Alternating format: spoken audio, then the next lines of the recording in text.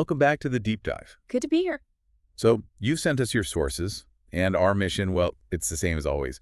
Dig in, pull out the key Like, insights. still them for you, basically. And today, wow, we're tackling some really dense material, a specific chapter on structuring within the alleged context of mind control programming. Right. And we should probably say up front, it's sensitive stuff, potentially quite disturbing. Absolutely. Our goal here isn't to, confirm this is happening or endorse it. No, definitely not. It's about trying to understand what the source material itself is actually laying out, what it describes. Exactly. We're here to unpack the concepts presented in the text, however unsettling they might be.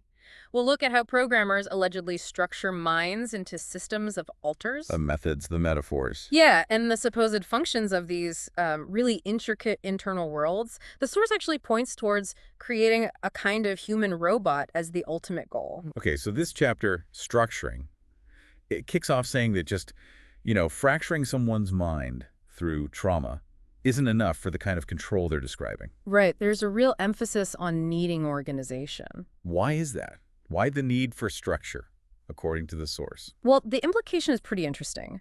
It suggests that maybe earlier therapeutic attempts to integrate fragmented minds, they might have only touched the surface level stuff. Like missing a deeper structure. Exactly. The source suggests a deeper, maybe cult-controlled infrastructure, a whole system of alters could remain untouched, fully operational. Wow, so it speaks to the alleged sophistication of this structuring itself. Yeah, it's not just about breaking the mind, it's about building something specific within those fragments. And this isn't just childhood stuff, right? The source says this restructuring, creating new alters, reorganizing. Right. It can keep happening. Yeah. Even in adults. That's what it claims. It emphasizes that while, alters already inside the system might do some internal shifting around, the really significant rapid changes are apparently driven by external programmers. So less like self-healing and more like ongoing external management. Pretty much. Constant modification of that internal landscape, allegedly. Now, the source gets into the metaphors used for these internal worlds.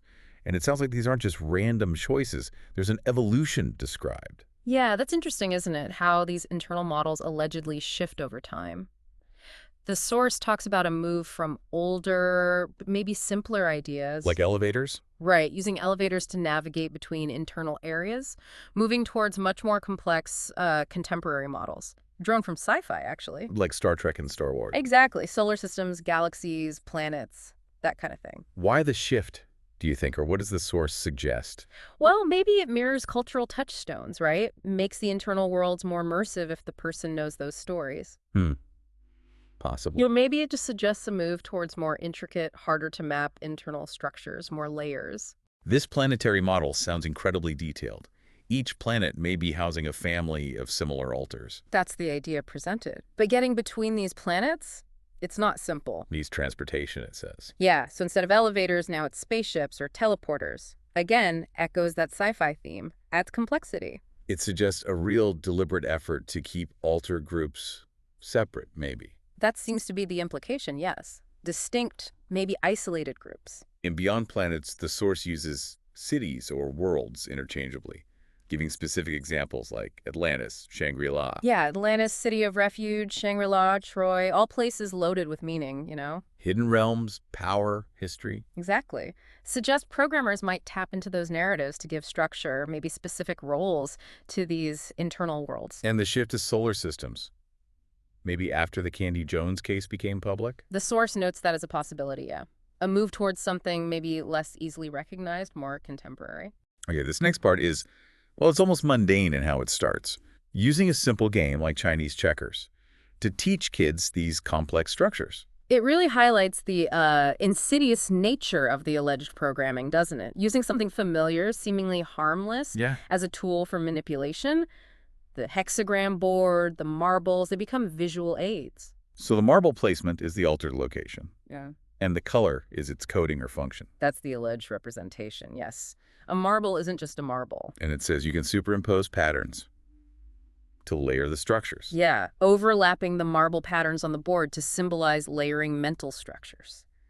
It's a powerful and, frankly, unsettling analogy. In calling the board the House of David. That detail hints at potentially embedding specific symbolic language, maybe even coded references, right into the game. Okay, shifting to the altars themselves, there's a distinction made between full personalities and these fragments with just one job. Right. The source suggests a typical ratio, maybe a few altars who surface a lot, and then many, many less frequent ones, or these single-task fragments. Implying a kind of hierarchy. Seems like it. Some altars more in control, others just doing specific background tasks. And these internal systems, they supposedly have critical functions they need to perform. The source outlines several key internal jobs, allegedly crucial for the mind control to work. Such as? Things like protecting info about how the system was made and used, guarding the structure and codes, controlling what the person can even think about. Wow. And even a degree of internal self-governance. It paints a picture of a very self-contained, protected internal setup, designed for control. What about this idea of delegated authority in what the source calls monarch slaves? Sounds like a way to avoid blame. That's seemingly the function. By assigning tasks to different altars, the programmer, and maybe even the core person, can be distanced from what the programmed altars do. Diffuses blame, maintains deniability. Exactly, within the alleged system. The source even touches on using these structures for illegal stuff, hiding money in certain groups. Yeah, the alleged use of blood and gore altars to kind of mask or hide money-making altars in satanic cults. It shows how these internal landscapes could potentially be exploited for external criminal ends. Speaks to total control, manipulation. That's the picture the source paints. And there's pressure on these altars to perform. Consequences if they don't cooperate. The source indicates a pretty harsh reality inside this alleged framework. Altars, even whole systems, if they're seen as non-compliant or not useful anymore. It gets thrown away. That's the term used. It really underscores the alleged ruthlessness, the disposability. But despite all these separate altars, the source mentions an underlying unity. How can it be fragmented and unified? It's a bit paradoxical, isn't it? The source suggests that maybe beneath these distinct altars there are overlapping functions, a shared base of intellect, disposition. Like different apps on the same phone? Kind of. Different tasks, but all using the same underlying hardware. This next point is chilling. By age 4, allegedly, a child's altar system is assessed. Strengths, weaknesses mapped out to determine their destiny in some Illuminati plan. Yeah, that early charting. It suggests a long-term, predetermined path. Meaning the types of programs the altars developed are tailored for a specific future function. That's the implication, shaping their whole internal development from a very young age. The source uses an analogy. A multiple is like a city of persons. How does that help explain it? It's a useful visual, right? A single mind housing many distinct entities, each with roles, like a city needs different departments. Administration, police, etc. Exactly. And the source claims this understanding is then used to consciously build internal worlds with specific geological features, reinforces the idea of a designed environment. And the Land of Oz map, specifically used for the front parts of the system. Why Oz? Well, Oz is familiar, fantastical, maybe even comforting from childhood stories. Using it for the outward-facing altars could act as a seemingly harmless facade. Hiding the deeper, maybe more traumatic layers? Potentially. Masking what lies beneath that familiar landscape. The source then mentions engineering and design, even possibly using Boolean algebra. Yeah, the mention of engineering principles, maybe Boolean logic. It suggests a deliberate, maybe even technically sophisticated approach to building these internal architectures. But less skilled people could use templates. The source notes that too, that less skilled individuals might assemble systems based on proven models, implying some standardization. And like any community, these altars have relationships. 3 main types are outlined. Right. Describes different levels of awareness between altars. Two-way amnesia. Where they don't know about each other at all. Exactly. That's supposedly the programmer's preference. Keeps things compartmentalized. Makes sense for control. Then there's one-way amnesia and co-presence, where altars might be aware of each other simultaneously. That last one, the source says, can lead to unusual behaviors. There's a poem included, Scattered Parts. What does that add? It offers a more personal, emotional angle on the internal experience. Gives a voice to that fragmentation and chaos, highlighting the potential suffering. It's also noted many altars never see their full internal world. They stay in small, assigned spots. Yeah, that reinforces the idea of strict control, compartmentalization, limits their awareness, keeps them from understanding the whole system. hinders independence. There's a clock analogy, too.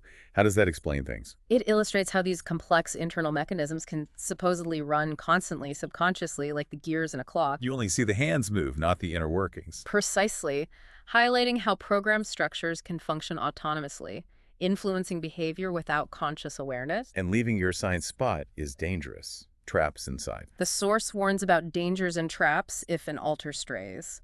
Further emphasizes the controlled, possibly punitive nature of these internal landscapes.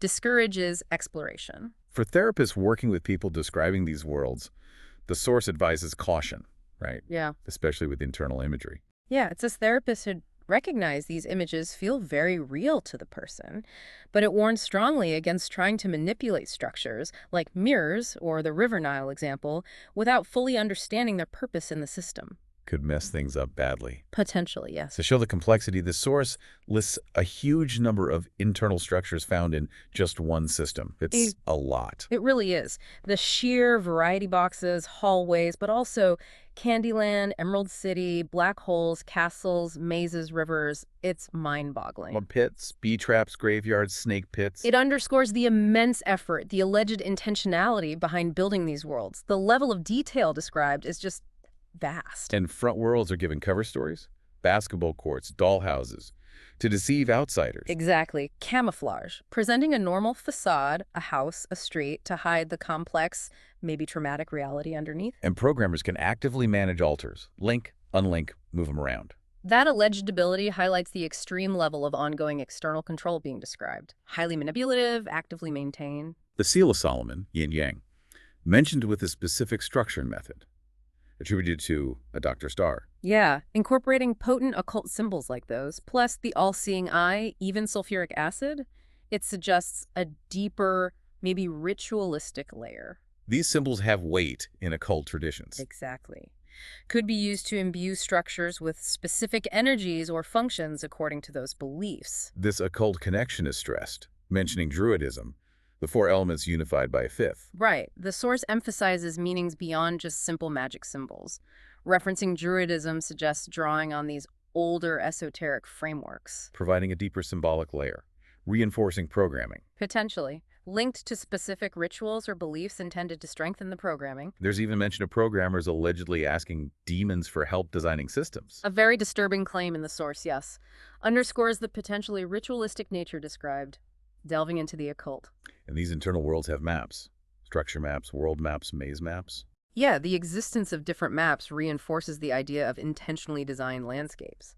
It could help programmers navigate or give alters a limited sense of their environment. The source defines an alter here as a dissociated part of the mind, developed into a personality by programmers. That definition is key. It emphasizes the programmer's alleged active role not just causing dissociation, but shaping fragments into seemingly whole personalities.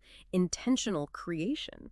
And a main alter might actually be a collection of shadow fragments, holding fear, pain, memories. Right. The shadow fragments or family fragments concept adds complexity. What looks like one alter might be a composite, holding specific emotional pieces. Deeper fragmentation. So the main alter gets a fictional persona, while the fragments hold the trauma. What's the point of the fake persona? Could be to distance the apparent personality from the abuse. Might also make the alter more functional within the system, giving it a role not directly tied to the trauma. Familiar kids' books, Wizard of Oz, Mother Goose used in programming sessions. Could create a familiar backdrop, make the person more suggestible, or the themes, the characters, could be used as templates for internal roles and landscapes.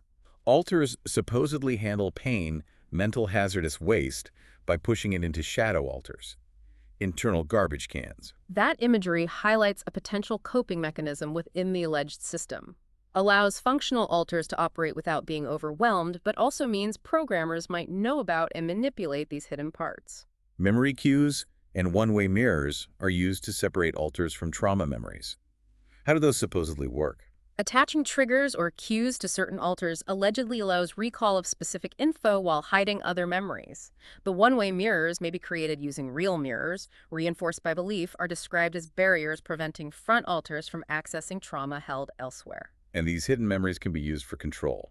Memory as blackmail. The source suggests that, yeah, Even if the main alter doesn't consciously remember, the programmer can use triggers to bring memories back, causing distress. Fear of that recall compels compliance. The command breaking the circle has two meanings: internal and external. That's what's described. Internally, don't pursue memories, suppress them. Externally, don't leave the cult, don't break contact, reinforces the control. Black mat programming, a fundamental technique using mats to teach boundaries, obedience, color coding. Described as foundational, yeah. Using concentric circular mats, often black, to physically and symbolically teach boundaries and obedience. Colors on the mats link to programming aspects, groundwork for more complex control. And a sukkah will not be broken script taught by Mother of Darkness altars, compared to Amish obedience training. That comparison suggests using ingrained models of submission, maybe religious or cultural, to reinforce programming, making disobedience feel like a fundamental violation. Then there's CESBIN, segmented polycentric integrated networks, an organizational model. Presented as a model for both the external alleged NWO hierarchy and the internal structure of a programmed person. Key features: decentralization. Fishnet-like. Right. Overlapping functions, no single control point. Makes it resilient, allegedly hard to dismantle both externally and internally. Programmers also use double binds, assigning negative spiritual roles. Yeah, by giving alters negative identities associated with evil or betrayal, they create internal conflict. Makes it psychologically hard for the alter to go against programming or embrace positive change. The source lists tons of alter types. It's a huge catalog. It really is. Angry alters, animal alters, assassination deltas, gatekeepers, hierarchy alters, sexual alters, scrambling alters. The list goes on and on. Highlights the alleged specialization, the functional organization within these systems. Absolutely. Suggests a highly engineered internal architecture. Let's touch on a few creation processes. Angry alters. How are they allegedly made? Described as a brutal process. Intense torment to break prior conditioning, create an alter capable of extreme aggression when triggered. High risk involved, source says. Animal alters. Dehumanization, films, hypnosis, maybe even animal blood. The alleged goal is dehumanization, programming instinctual behaviors. Associating the alter with an animal supposedly taps into primal drives for specific tasks or protection. Christian front altars, genuinely Christian, but used to create both Christian and satanic altars. How does that work?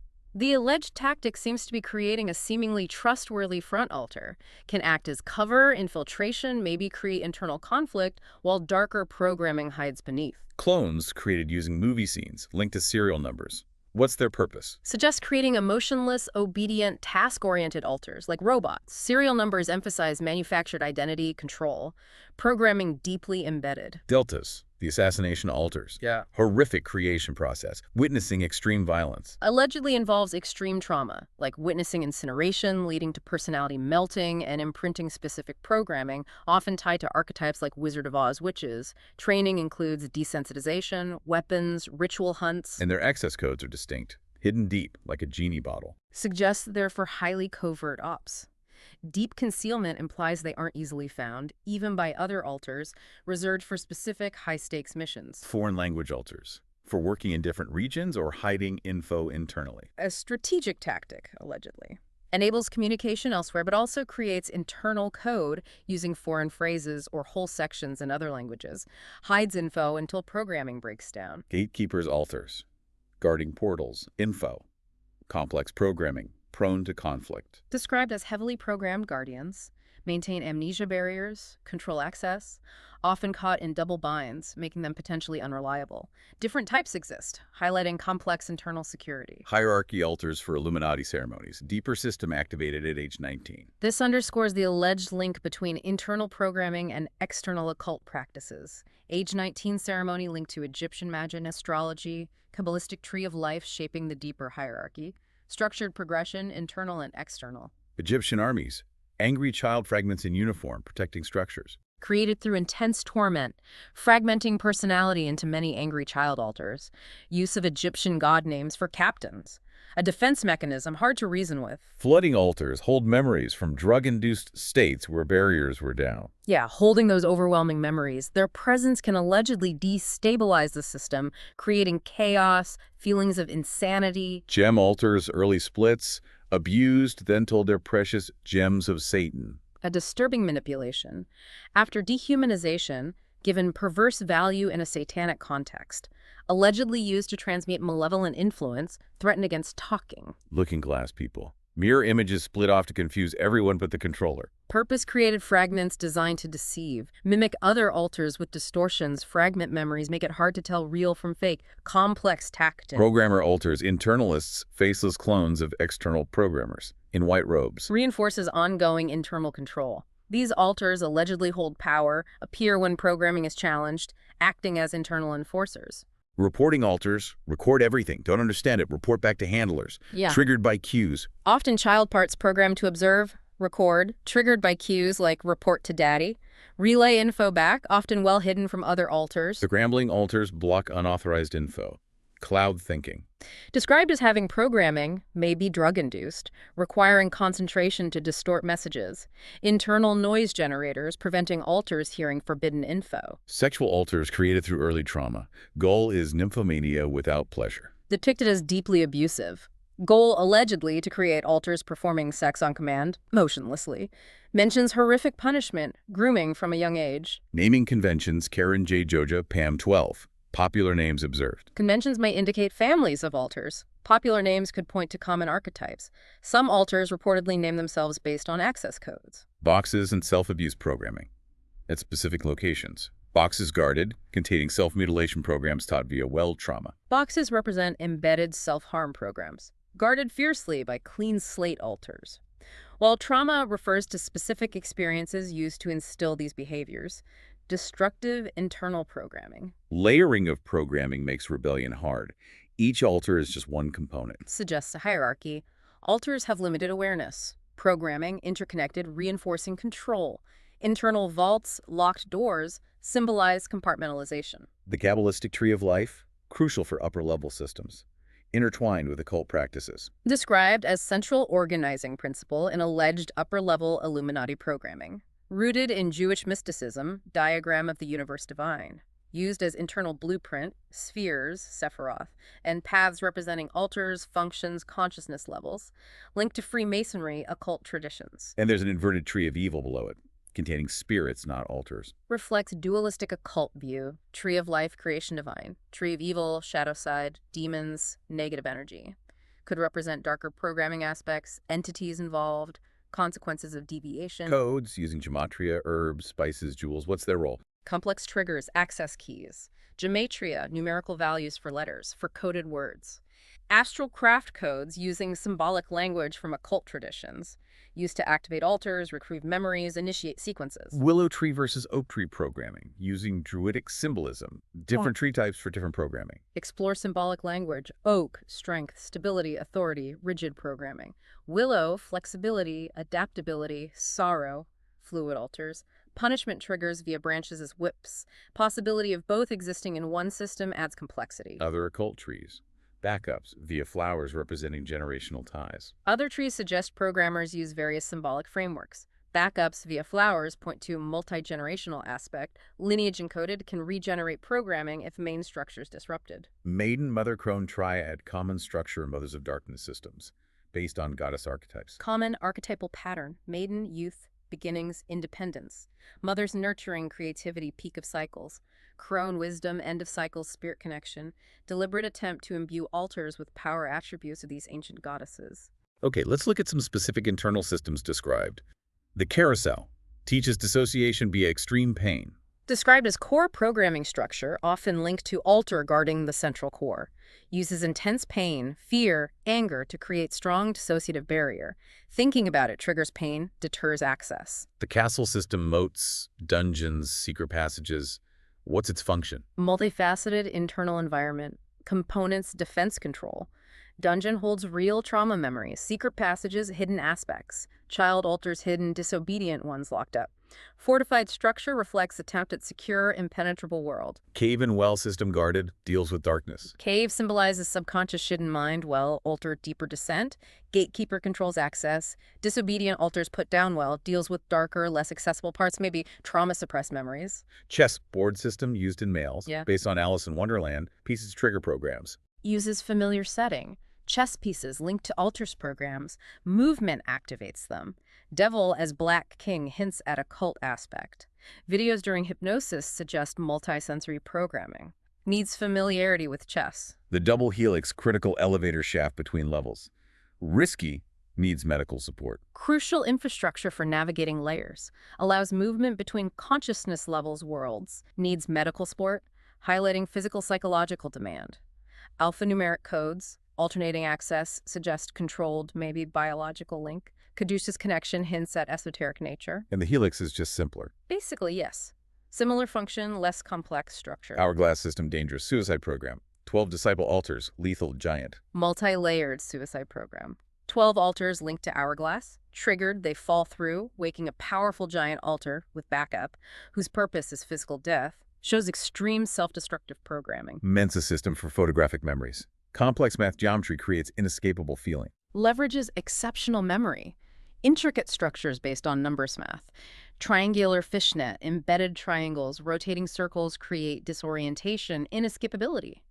Codes are equations, barcodes, number sequences, traps, altars, and logic maze. Pentagram system, nested pentagrams for similar effect. Yes, uses repeating geometric pattern, pentagram, to induce feeling of being trapped in infinite loop. Occult significance may add fear control. Pool of death, grim system, garbage dump for unwanted altars, fragments, controlled by malevolent entities. Dark aspect of internal world, where unwanted dead parts discarded, controlled by spirits of death and destruction underscores negative self-destructive forces, highlights alleged ruthlessness. Potter's wheel system, like a utility program, brings altars forward for tasks. Tool for programmers to manipulate system, bring altars to awareness control, stand in order and rank. Used by charismatic programmers seeing self as divine potter shaping slave, highlights intersection of belief practice. Ancient Egyptian invocation link underscores blend of programming occult. Stairwell, system trap, connecting levels. Booby trap, demonic entities, risks. Treacherous internal pathway. Traps, demons create hazards. Tornado programming, memory flooding when going down suggests accessing deeper levels, triggers destabilizing experiences, disorientation, loss of control. Telescoping, uses telescoping objects as visual anchor. Links to time, function, age. Dynamic visual metaphor, expanding, contracting images associated with time passage, function steps, age regression progression. Familiar toys, chutes and ladders used for relatable imagery. Tornado system, free-floating protection. Causes confusion, spinning, switching. Mobile defense mechanism. Triggered by unauthorized access activity, chaotic movement, disruptive effects, confusion, spinning, alter switching. Protect core programming by destabilizing system. Part of elemental backups. Then there's cult loyalty, resistance to therapy. Persecutor altars. How should therapists approach them? Source emphasizes validating their role purpose, even if harmful. Direct confrontation can backfire. Understand their programming, redirect loyalty towards systems' well-being, not abusers. Various defense mechanisms. Unaware fronts, programmed craziness, suicide programming. Complex barriers described. Fronts shield trauma. Loyal disinfo alters deceive. Discovery of occult MPD doesn't dismantle core programming. Drastic measures, suicide programs, internal armies prevent escape. Inducing craziness isolates victim. Hidden reporting alters again, fix-me codes. Reporting alters underscore ongoing communication with abusers. Fix-me codes are program requests for intervention, may be subtle. Jokers, internal programmers sabotage progress, highlighting internal resistance. Specific protective programs. Man without a country, fragile paper doll, octopus suicide. Illustrate creative, disturbing, specific programming.